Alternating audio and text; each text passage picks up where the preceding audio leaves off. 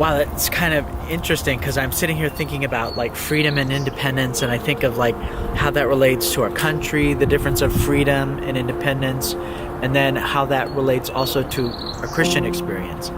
And I think that, before Christ, I thought I was independent, but really I wasn't independent. I was more enslaved. And what I was enslaved by was this ideology that I needed to be apart from God to have the fullest freedom. Wow. That wasn't me, but that was how I felt. Does that make sense? So I was thinking that true independence meant that I could do whatever I felt. I could do whatever I just was moved to experience. And because I tend to be more of a spontaneous person, I found myself getting into a lot of situations where I lost freedoms because of my independence that way.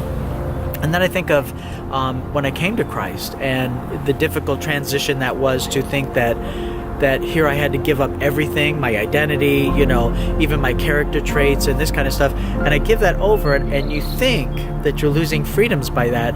But what I gained in the process was what I really believe is true freedom. And that freedom has to do with the freedom of being me, the freedom of being free from the things that enslaved me, that confined me because of what I thought was my independence. So my dependence on Christ helps me to recognize that He's done it all for me, that I don't have to do it, and that I don't have to white knuckle, my experience with Christ, and that He has everything that I need if I'll just submit my will to Him. And that's where the freedom really lies. There's this peace that I never knew before. There's an expression that I have that I never enjoyed before that I have in Christ. No guilt, no condemnation, because He took all of that for me. So, wow.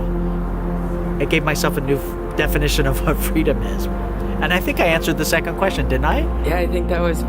Wow. Praise God. Yeah. Praise God. Is there anything else you'd add to that? Oh, tons, yeah.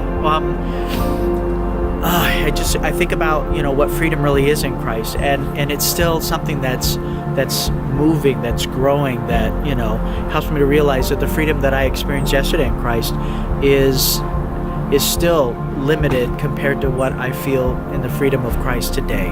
And I like that. I like that, knowing that, I love this. In Desire of Ages, Ellen White talks about how the fact that we enjoy the gift of being with Christ today is the guarantee of richer gifts tomorrow. And the beauty of that is that I know that even though today feels pretty good in the expression of what Christ has given me, is that I have the guarantee or the certainty that tomorrow is going to be even richer. And I believe that that's also the growth of sanctification until the day that, I'm able to behold Jesus Christ in person. So yeah, okay. Wow. That was cool. Yeah, that was great. Thank you so much.